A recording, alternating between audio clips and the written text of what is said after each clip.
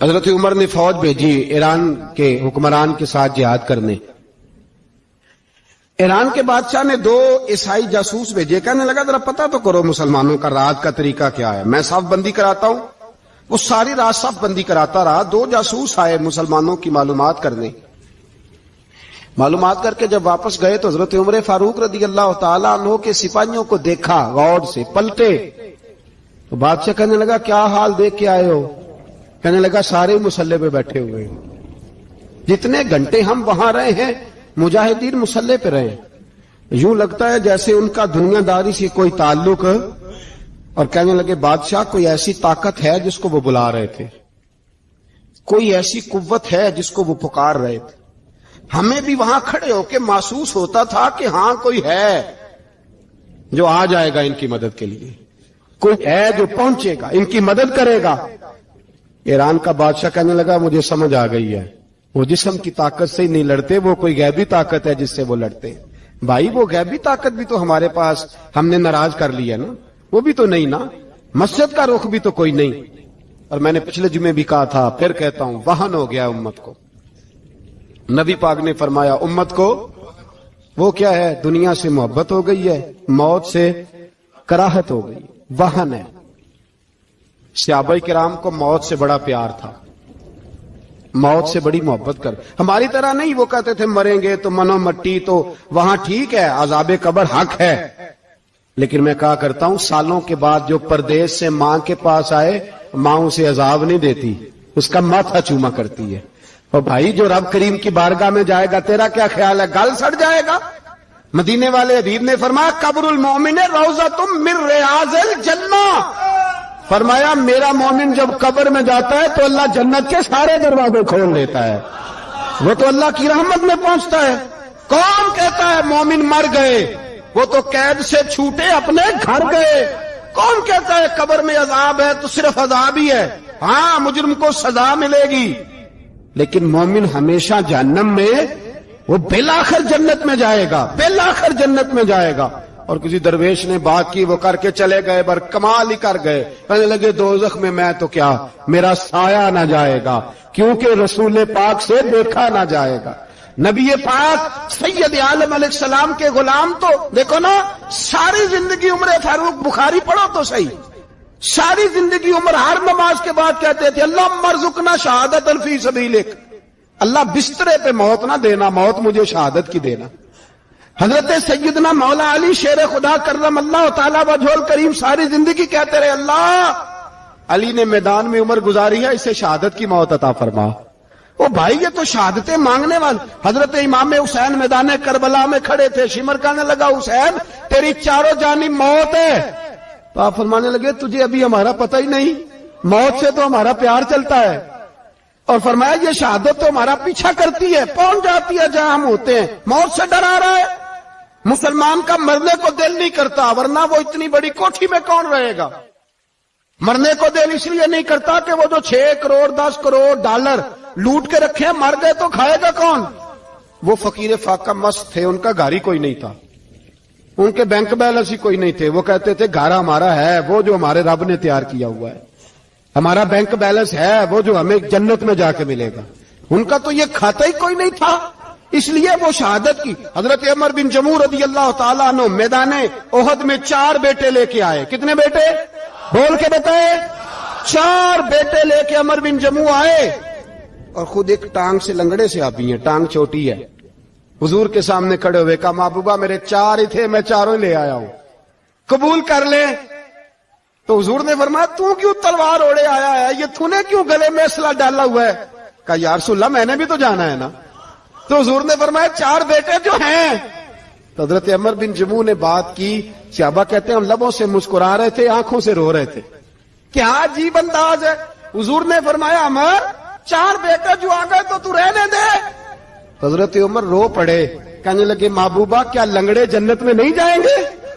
کیا حضور میں لنگڑا ہوں تو میرے لیے جنت کوئی نہیں؟ میرے حبیب پاک سید عالم صلی اللہ علیہ وسلم نے فرمایا عمر تو ضرور جنت میں جائے گا. کہا محبوبہ پھر بچے بعد میں جائیں گے, میں پہلے میدان میں جاؤں گا. ایک بی بی 4 بیٹے لے کے آئی احد میں.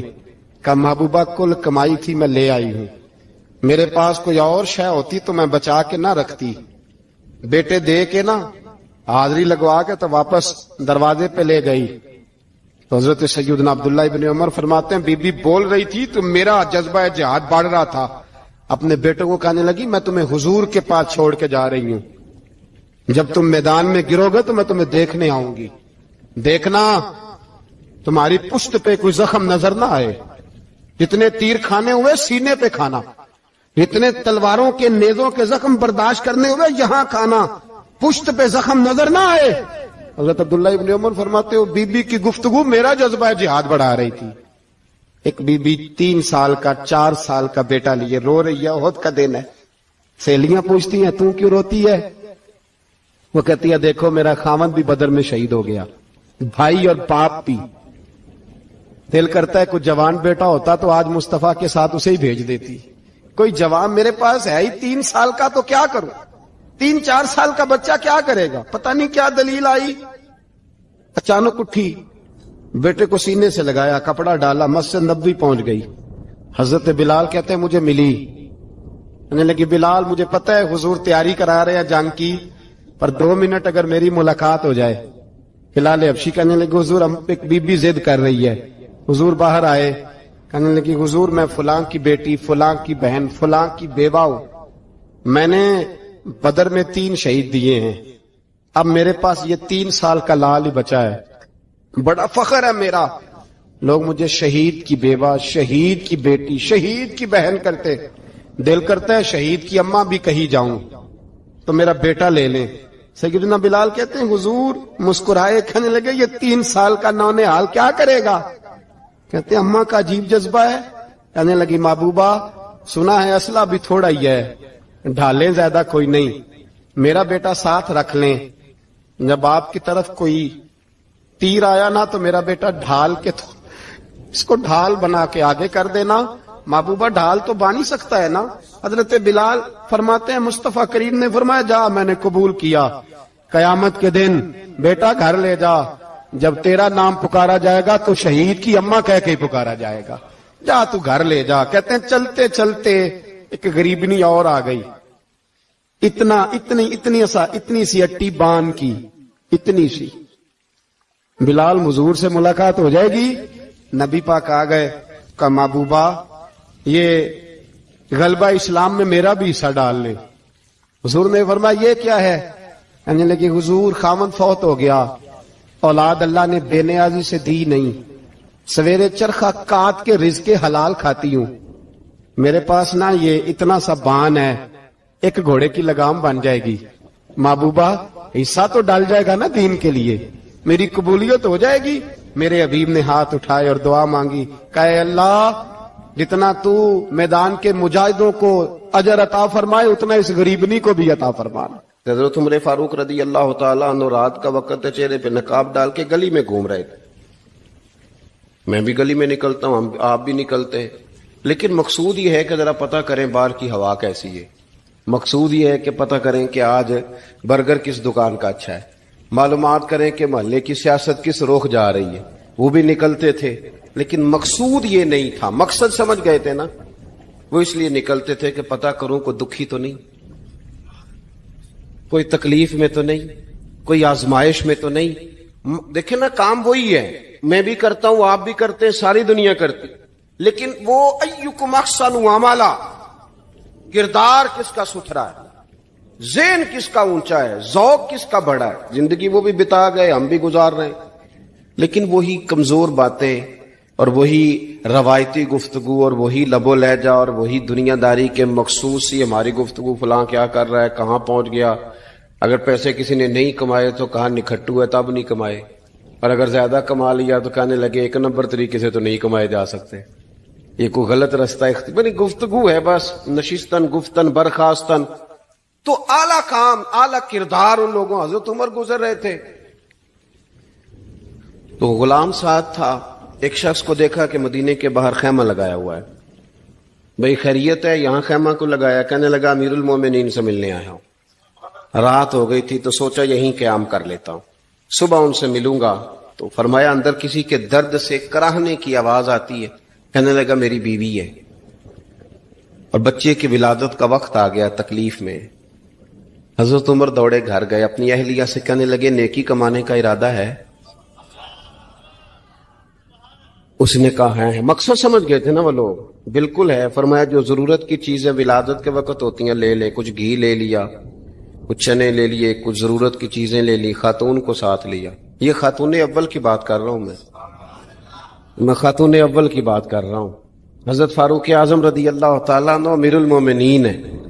حضرت عمر نے اپنی اہلیہ کو ساتھ لیا، جہاں وہ شخص تھا وہاں آئے، اہلیہ نے حضرت عمر کے ذمہ کام لگایا، آگ جلا لیں، یہ تیل لے لیں، فلاں فلاں چیز گھی میں ڈال لیں، بنانی شروع کر دیں۔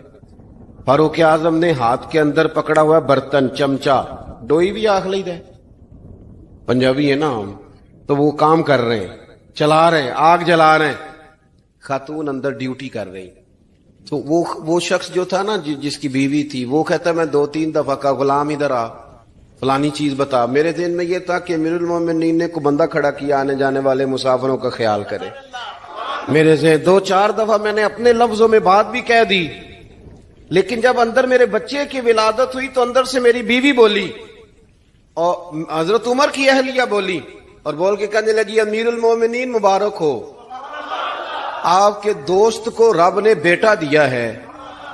وہ شخص کہتا ہے میں باہر کھڑا تھا، وجود تڑپ گیا، آنکھیں برس پڑی، کبھی نہیں رویا تھا پر کیفیت عجیب بن گئی، کوئی تقریر نہیں سنائی، کوئی اعلیٰ شعر نہیں انہوں نے پڑھا، میں نے جوں لے کر ان کے سر سے پاؤں تک دیکھا، میں نے کہا یہ وہی شخص ہے جس کا نام لے تو کیسر و کسرا کانپ جاتے ہیں، یہ وہی شخص ہے۔